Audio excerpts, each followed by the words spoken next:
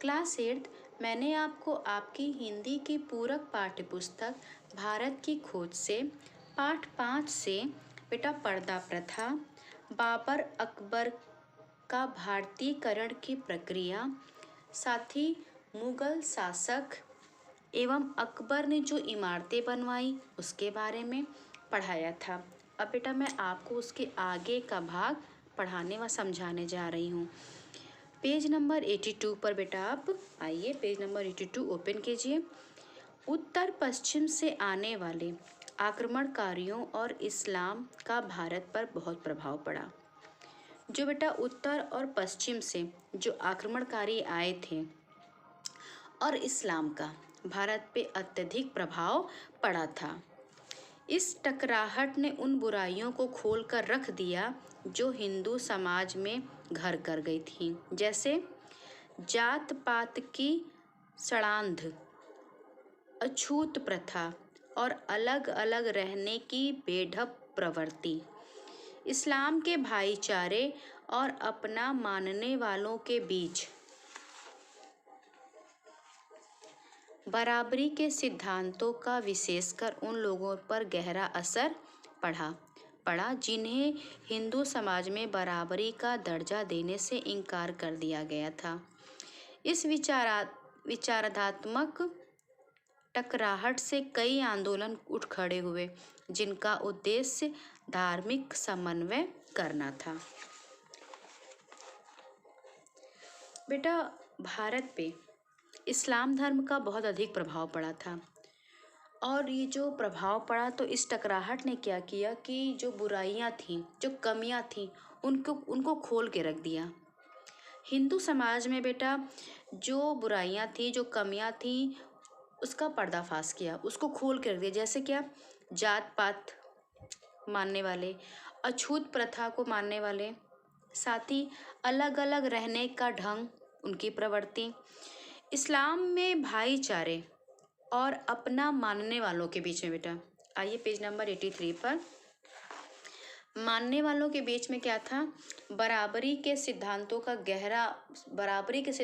का लोगों पे बहुत अधिक प्रभाव इसका पड़ा था, बहुत गहरा प्रभाव पड़ा था, जिन्हें हिंदू समाज में बराबरी का दर्जा देने से मना किया गया था। हिंदू समाज में बेटा क्या था, बहुत सारी बुराइयां, जैसे छुआछूत, जात पात, फिर अलग अलग रहने का ढंग, और इस्लाम में क्या था बेटा, इस्लाम के भाईचारे में अपना मानने वालों के बीच में बराबरी का था, वो गहरा प्रभाव हिंदू पर पड़ा। हिंदू समाज में क्या था, बराबरी का दर्जा देने से मना किया जाता था कि तुम छोटे हो हम बड़े हैं, जात पात मानी जाती थी, बराबर का दर्जा नहीं दिया जाता था। इस विचार के टकराहट से जो विचार था लोगों का, जो भावनाएं थी लोगों की कि हम बराबर नहीं हैं, ऊंच नीच का, छोटे बड़े का, से क्या हुआ बेटा, कई सारे आंदोलन खड़े हो गए और जिसका एक ही मात्र उद्देश्य था कि धार्मिक मेलजोल। यह बात ध्यान देने लायक है कि वर्गों का प्रभाव इस हद तक था कि नियमतः लोगों ने इस्लाम में धर्म परिवर्तन सामूहिक रूप से कर लिया। वर्गों का प्रभाव इस हद तक पड़ गया था बेटा कि लोग क्या करने लगे कि इस्लाम में धर्म को बदलने लगे और इसने सामूहिक रूप ले लिया, मतलब कई लोग जो है अपना अपना धर्म बदलने लगे थे। ऊंची जाति के लोगों में व्यक्ति कभी कभार अकेले धर्म परिवर्तन कर लेता था। जो ऊंची ऊंची बेटा जातियां थीं तो वहाँ कभी कभार ये दिखता था कि किसी ने अकेले ही धर्म को बदल लिया है, पर निम्न श्रेणी के लोगों में मोहल्ले में एक जाति के लोग या फिर लगभग सारा गांव ही धर्म बदल लेता था। लेकिन जो नीची जातियां थीं, जो निम्न श्रेणी के लोग थे, वो क्या करते थे बेटा कि पूरा गांव ही धर्म को बदल लेता था। इसलिए उनका सामूहिक जीवन और कामकाज पहले की ही तरह चलते रहे। केवल पूजा के तरीकों आदि में छोटे मोटे अंतर अवश्य आ गए। इस कारण आज हम देखते हैं कि कुछ विशेष पेशे और शिल्प ऐसे हैं जिन पर मुसलमानों का एकाधिकार है।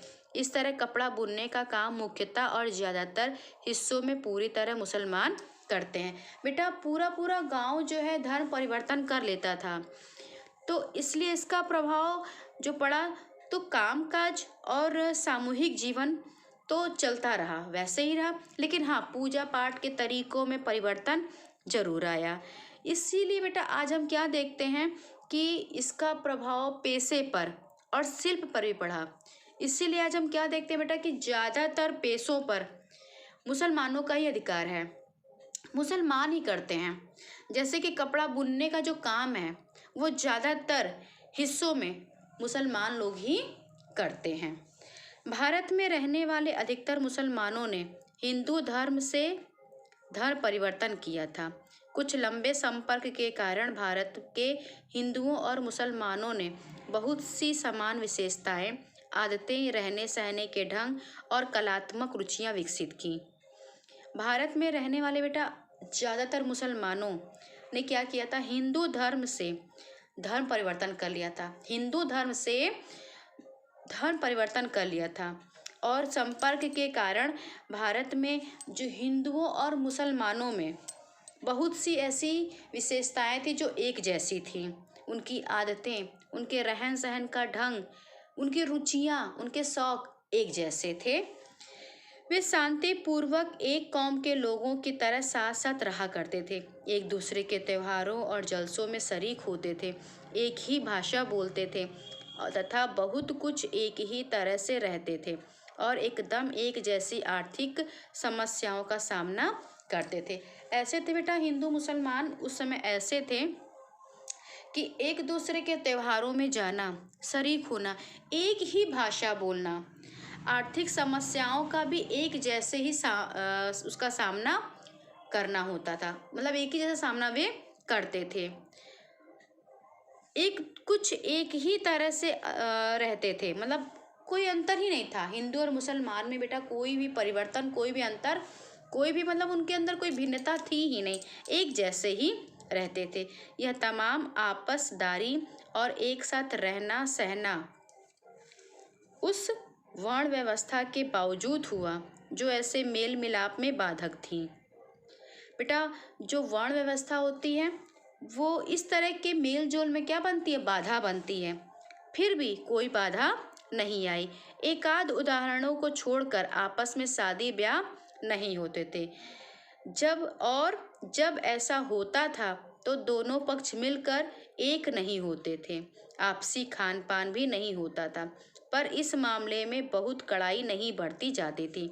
औरतों के पर्दे में अलग थलग रहने से सामाजिक जीवन के विकास में रुकावट आई।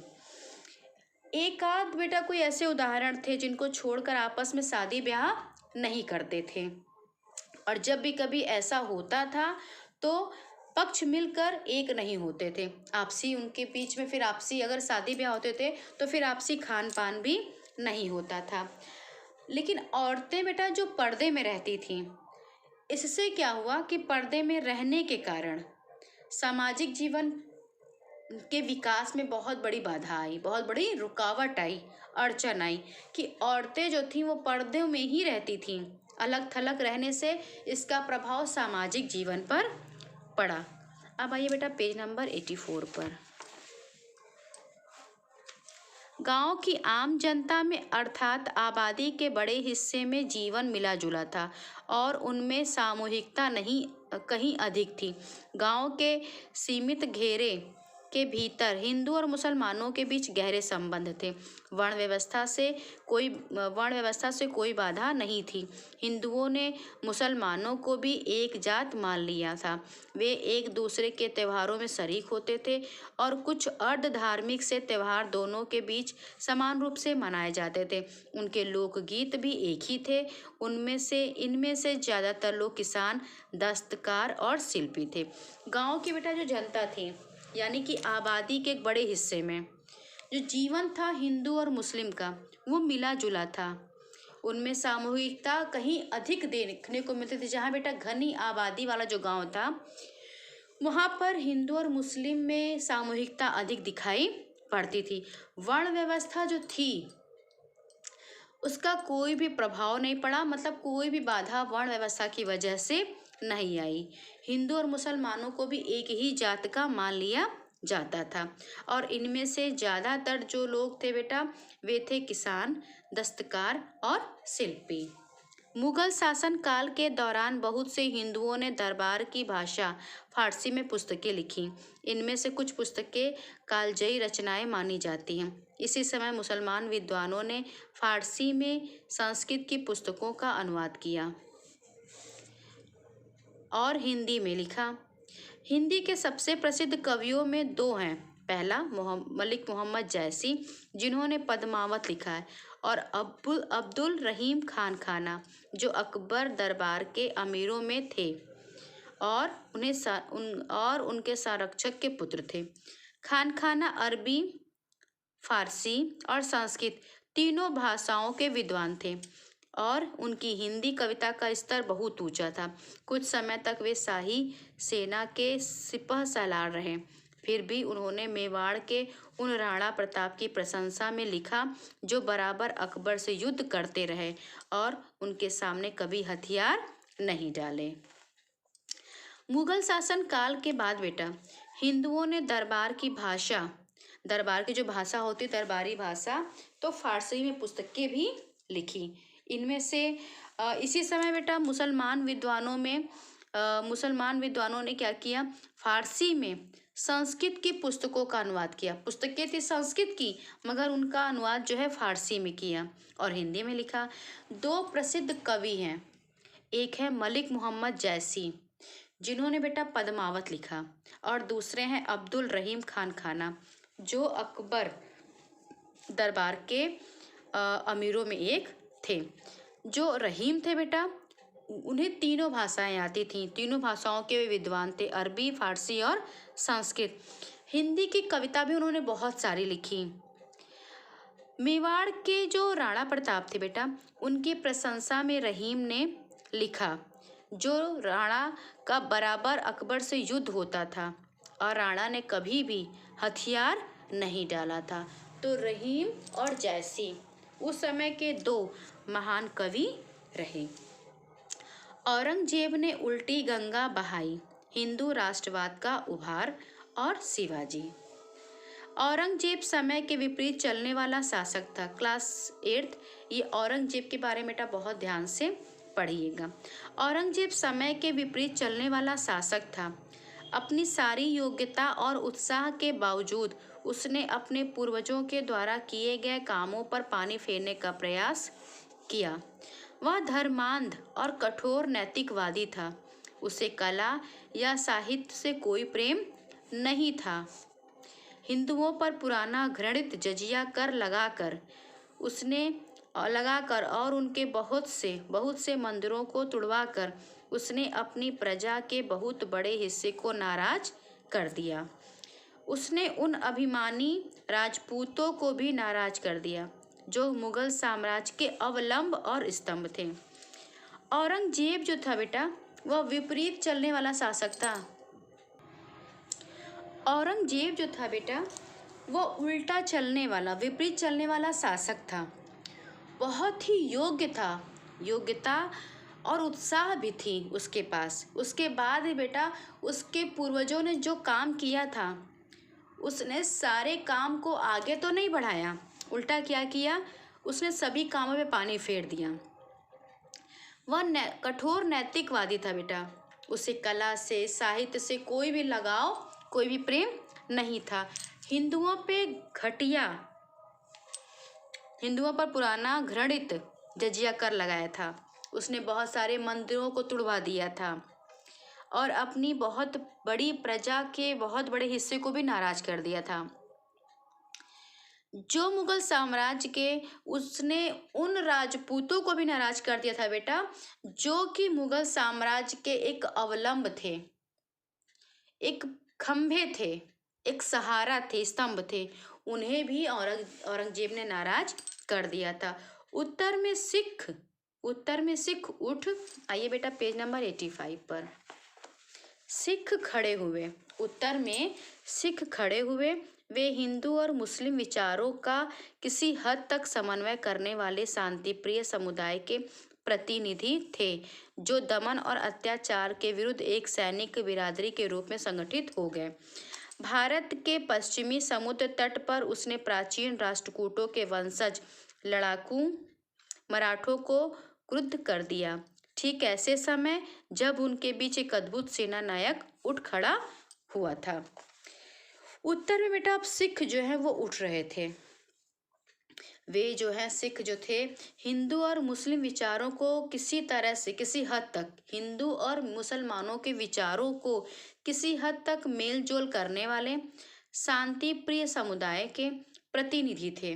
दमन और अत्याचार के खिलाफ एक सैनिक बिरादरी के रूप में संगठित हो गए थे। जो सिख थे बेटा वो दमन और अत्याचार के विरोध में एक सैनिक के रूप में खड़े हो गए थे।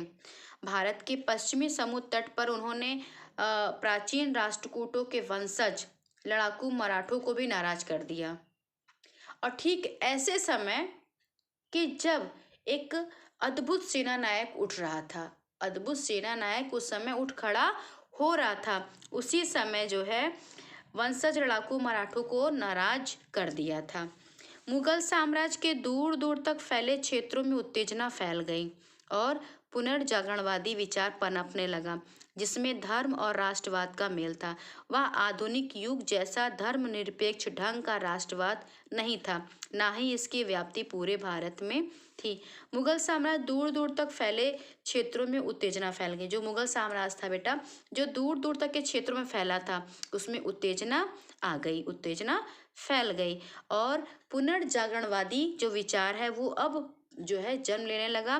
पुनर्जागरणवादी विचार पनपने लगा जिसमें धर्म और राष्ट्रवाद का मेल भी था। धर्म और राष्ट्रीयता के मेल ने दोनों ही तत्वों से शक्ति और संबद्धता हासिल की, लेकिन उसकी कमजोरी भी इसी मेल से पैदा हुई थी। धर्म और राष्ट्रीयता बेटा दोनों ने क्या किया, मिलकर के शक्ति और संबद्धता हासिल कर ली, लेकिन जो कमजोरी आई वो भी इसी मेल के कारण ही पैदा हुई। धर्म और राष्ट्रीयता ने मिल करके बेटा शक्ति और संबद्धता तो अपना लिया, हासिल कर लिया, पा गए, लेकिन जो कमजोरी आई वो भी इसी के कारण आई। यह केवल खास किस्म की और आंशिक राष्ट्रीयता थी जिसमें धर्म के क्षेत्र से बाहर पड़ने वाले तमाम भारतीय तत्वों का समावेश नहीं है। हिंदू राष्ट्रवाद उस व्यापक राष्ट्रीयतावाद के मार्ग में बाधक था जो धर्म और जाति के भेदभाव से ऊपर उठ जाते। विशेषकर मराठों की अवधारणा व्यापक थी और जैसे जैसे उनकी शक्ति बढ़ी उनके साथ इस अवधारणा का भी विकास हुआ। जिस तरह से जैसे विशेषकर बेटा जो मराठों की जो अवधारणा थी वो कैसी थी, बहुत ही ज़्यादा विस्तृत थी, व्यापक थी। जैसे जैसे उनकी शक्ति बढ़ रही थी उसी के साथ साथ उनकी अवधारणा भी क्या हो रही थी, विकसित हो रही थी।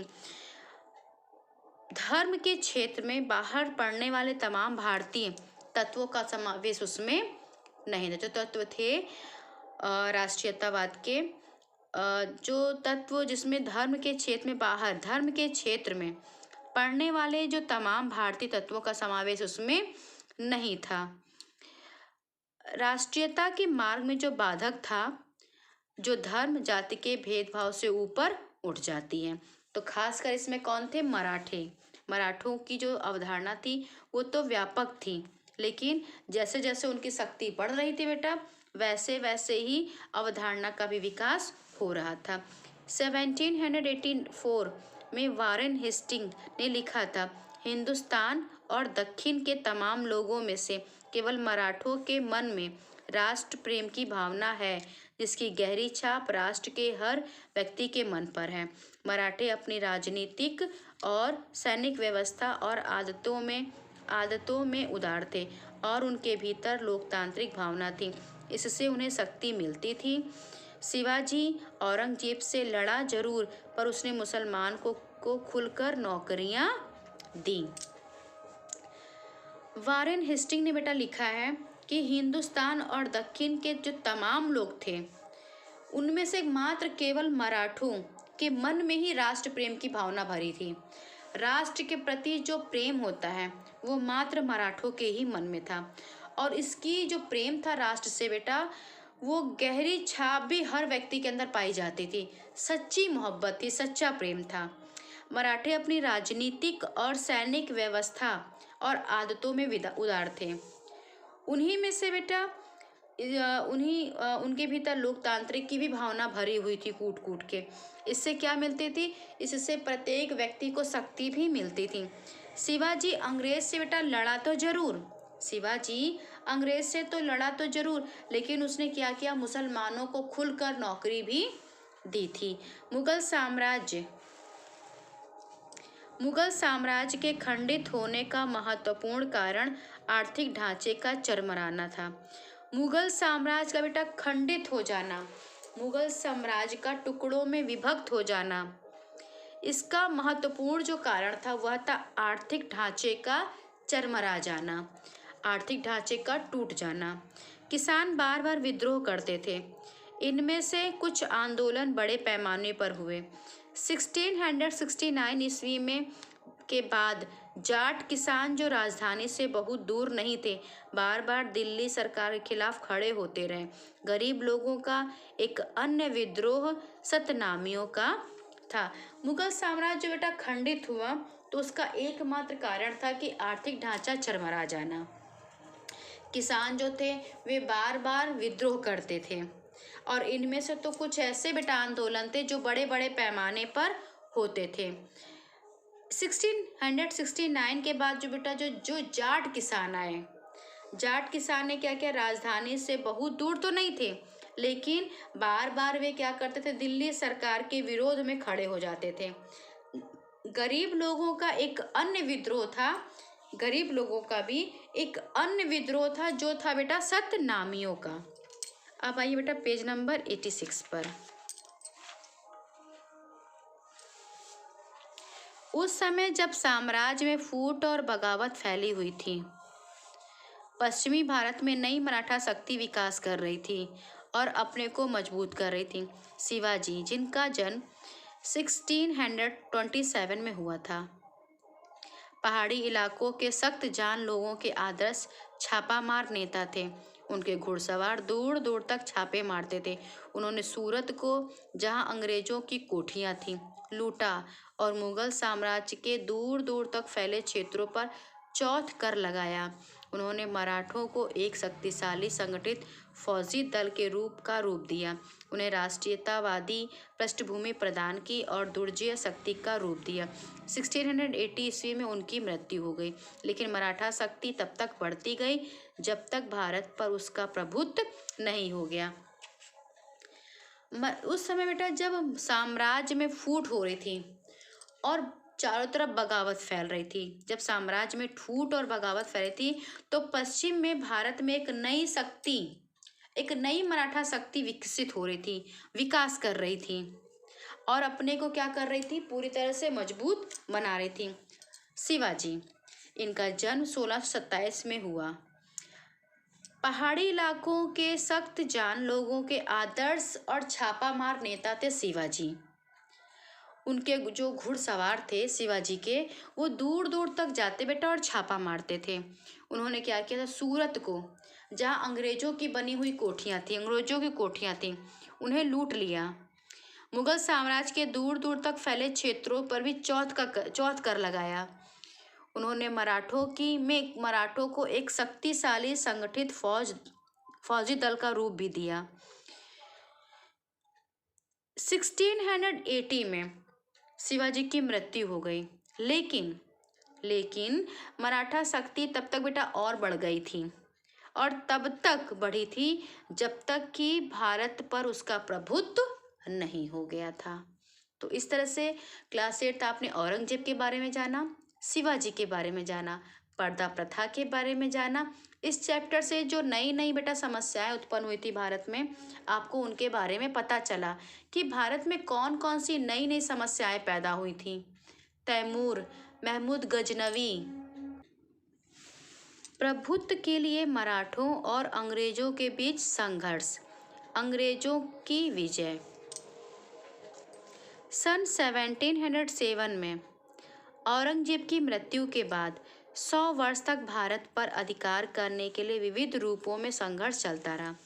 जब बेटा औरंगजेब की मृत्यु हो गई 1707 में, तो उसके बाद बेटा 100 सालों तक भारत पर अधिकार करने के लिए कई रूपों में संघर्ष चलता रहा। 18वीं शताब्दी में भारत पर अधिकार के 4 दावेदार आए। बेटा औरंगजेब की मृत्यु के बाद 100 सालों तक भारत पर अधिकार करने के लिए कई रूपों में संघर्ष होता रहा और 18वीं शताब्दी में जाकर बेटा अधिकार के लिए 4 दावेदार आए। इनमें से भारतीय थे, मराठे और दक्षिण में हैदर अली और उसका बेटा टीपू सुल्तान। विदेशी थे, फ्रांसीसी और अंग्रेज। 4 दावेदार बेटा आए थे। भारतीय थे, मराठे और दक्षिण में हैदर अली और उसका बेटा टीपू सुल्तान। विदेशी थे, फ्रांसीसी और अंग्रेज। सदी के पूर्वार्ध में यह लगभग निश्चित जान पड़ता था कि मराठे पूरे भारतवर्ष पर अपनी हुकूमत कायम कर लेंगे और मुगल शासन के उत्तराधिकारी होंगे। कोई शक्ति इतनी मजबूत नहीं रह सकती थी कि उनका सामना कर सके। जब 4 दावेदार आए बेटा, तो 4 दावेदार में यही शुरुआत में यही लगता था कि जो मराठे हैं वह पूरे भारतवर्ष पर अपना अधिकार कर लेंगे, मुगल शासन के उत्तराधिकारी भी वही होंगे। कोई भी शक्ति बेटा इतनी मजबूत नहीं थी जो मराठों का सामना कर सकती।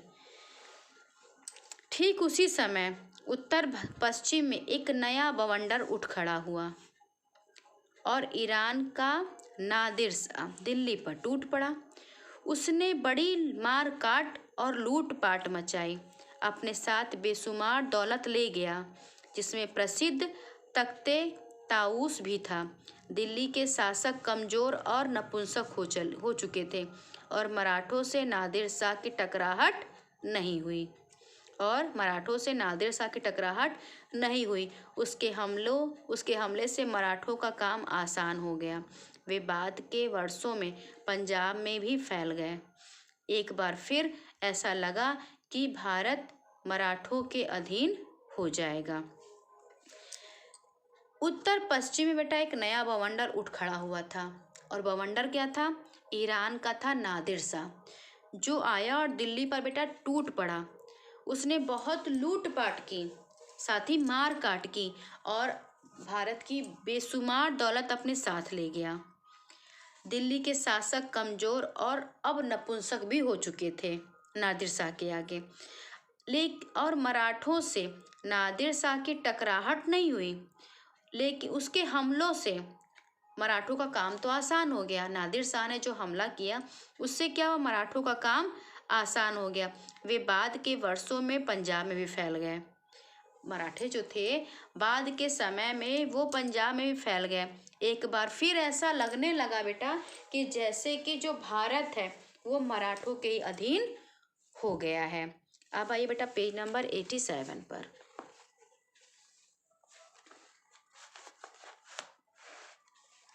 नादिर शाह के आक्रमण से दिल्ली के मुगल शासकों का अधिकार और राज का रहा सहा दावा भी खत्म हो गया। नादिर शाह ने जब बेटा आक्रमण किया तो जो दिल्ली के जो मुगल शासक थे उनका अधिकार और साथ ही राज पर जो उनका दावा था वह भी क्या हो गया? समाप्त हो गया नादिर शाह के आक्रमण से। जिस किसी के पास उन्हें नियंत्रित करने की शक्ति होती वे उसी के हाथ की कठपुतली भर रह जाते। नादिर शाह के आने से पहले ही उनकी यह हालत हो चुकी थी। उसने इस प्रक्रिया को पूरा कर दिया। फिर भी चले आते रिवाजों के दबाव के कारण अंग्रेजी ईस्ट इंडिया कंपनी और दूसरे लोग भी उनके पास प्लासी की लड़ाई से पहले तक उपहार और कर भेजते रहे। बाद में भी लंबे समय तक कंपनी दिल्ली के उस बादशाह के एजेंट के रूप में काम करती रही जिसके नाम के सिक्के 1835 तक चलते रहे। जिस किसी के पास ही बेटा उन्हें नियंत्रित करने की शक्ति होती वो क्या होते, उसी के हाथ के कठपुतली बन जाते। जिसके पास भी उनको नियंत्रित करने की शक्ति होती तो वो उन्हीं के हाथ की कठपुतली बन जाते, जैसा वो कहते वैसा ही वे करते। नादिर शाह के आने से पहले ही बेटा, जब नादिर शाह भारत में आया और उसने दिल्ली पर टूट पड़ा, तो उसके आने के पहले ही उनकी यह हालत हो चुकी थी। और उसने क्या किया, इस प्रक्रिया को बेटा पूरी तरह से पूरा कर दिया। और फिर भी चले आते जो रीति रिवाज थे, उसके दबाव के कारण जो है अंग्रेजी ईस्ट इंडिया कंपनी ने क्या किया, दूसरे लोगों के पास भी प्लासी की लड़ाई के पहले तक क्या करते थे, आपस में उपहार देते थे, कर भेजते थे। और बाद में भी लंबे समय तक कंपनी दिल्ली के उस बादशाह के पास एजेंट के रूप में काम करती रही। जो है ईस्ट इंडिया कंपनी जो है दिल्ली के उस बादशाह के एजेंट के रूप में काम करती रही, और जिसके सिक्के जो है भारत में बेटा 1835 तक चलते रहे। नादिर शाह के हमले का दूसरा परिणाम ये हुआ, पहला परिणाम तो ये हुआ जो अभी आपने पढ़ा, और दूसरा परिणाम ये हुआ कि अफगानिस्तान भारत से अलग हो गया। जो अफगानिस्तान बेटा बहुत लंबे समय तक भारत का एक हिस्सा था, तो नादिर शाह का जो आक्रमण हुआ, जो हमला हुआ, उसका दूसरा परिणाम ये हुआ था कि जो अफगानिस्तान था वो भारत से क्या हो गया, अलग हो गया। अफगानिस्तान ने जो बहुत लंबे समय से भारत का हिस्सा था, उससे कटकर अब नादिर शाह के राज का हिस्सा बन गया था। जो अफगानिस्तान था बेटा, जैसे पिछले अभी अध्याय में पढ़ते आप आए हैं कि अफगानिस्तान क्या था, भारत का एक हिस्सा था। लेकिन नादिर शाह के आक्रमण के बाद क्या हो गया कि ये भारत से कट के नादिर शाह के राज्य का हिस्सा बन गया था। बंगाल में जालसाजी और बगावत को बढ़ावा देकर क्लाइव ने थोड़े से प्रयास से सन 1757 में प्लासी का युद्ध जीत लिया। बंगाल में बेटा जो क्लाइव था उसने बहुत थोड़ा प्रयास किया और प्लासी का युद्ध क्लाइव ने जीत लिया। इस तारीख से कभी कभार भारत में अंग्रेजी साम्राज्य की शुरुआत मानी जाती। 1757 से ही बेटा ये माना जाता है कि भारत में अंग्रेजी साम्राज्य शुरुआत हो चुकी थी। मतलब अंग्रेजी साम्राज्य की शुरुआत जो है वो 1757 से ही मानी जाती है। जल्दी ही पूरा बंगाल और बिहार अंग्रेजों के हाथ में आ गया, और बहुत जल्दी ही बेटा जैसे क्लाइव ने प्लासी का युद्ध जो है जीत लिया, और इसी तारीख से ये माना जाता है 1757 से ये माना जाता है कि अंग्रेजी साम्राज्य की शुरुआत का यही तारीख रही होगी। और तुरंत ही बहुत जल्दी क्या बेटा पूरा बंगाल और बिहार जो है वो अंग्रेजों के हाथ में चला गया। इनके शासन के शुरुआत के साथ ही 1770 ईस्वी में इन दोनों सूबों में भयंकर अकाल पड़ा, जिससे इस घनी आबादी वाले इलाके की 1/3 से अधिक आबादी नष्ट हो गई। और इसका बेटा इन दोनों सूबों में भयंकर अकाल आ गया, अकाल पड़ा, जिससे क्या हुआ, जो एक घनी आबादी वाला इलाका था वहाँ क्या हुआ, 1/3 से अधिक बेटा वहाँ की आबादी जो है समाप्त हो गई, नष्ट हो गई। दक्षिण में अंग्रेजों और फ्रांसीसियों के बीच संघर्ष। दक्षिण में क्या हो रहा था बेटा, दक्षिण में अंग्रेजों और फ्रांसीसियों के बीच संघर्ष हो रहा था, जो विश्वव्यापी युद्ध का ही एक हिस्सा था। विश्वव्यापी स्तर का बेटा एक ये युद्ध का हिस्सा था जो आपस में वे संघर्ष कर रहे थे।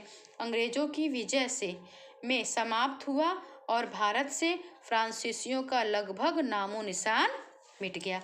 अंग्रेजों की विजय, जो दक्षिण में बेटा अंग्रेज और फ्रांसीसियों के बीच में संघर्ष हो रहा था, और ये संघर्ष ऐसा था जो विश्वव्यापी युद्ध के स्तर का था। तो अंग्रेजों की विजय हो गई और भारत से बेटा फ्रांसीसी जो है वो पूरी तरह से समाप्त हो गया। फ्रांसीसियों का लगभग नामो निशान मिट गया। जैसा कि 4 दावेदार थे, तो 4 दावेदार में बेटा एक फ्रांसीसी भी थे। तो अंग्रेजों की विजय हुई और फ्रांसीसियों का लगभग नामो निशान मिट गया। क्लास 8 आज बेटा आप यहाँ तक पढ़ेंगे। आज आपने जो भी पढ़ा बेटा बहुत ही महत्वपूर्ण जानकारी आपको मिली। ये हमारा जो इतिहास है इसी से जुड़ा है, भारत की खोज। आपको बहुत कुछ बेटा अच्छा जानने को भी इस पूरक पुस्तक से मिलता है। जितना मैंने आज पढ़ाया बेटा आपको ध्यान से पढ़िए, आपका हिंदी का जो द्वितीय पाठ्यक्रम है, द्वितीय पाठ्य पुस्तक का जो पाठ्यक्रम है वो पूर्ण हो चुका है। क्लास 8 आप रिवीजन में बेटा प्रारंभ कर दीजिए। तो जितना मैंने आज पढ़ाया है वो भी बेटा आप बहुत अच्छे से फिर से दोबारा इस पुस्तक को जितना मैंने पढ़ाया, जितना भाग आज, उसको अच्छे से बेटा फिर से पढ़िए।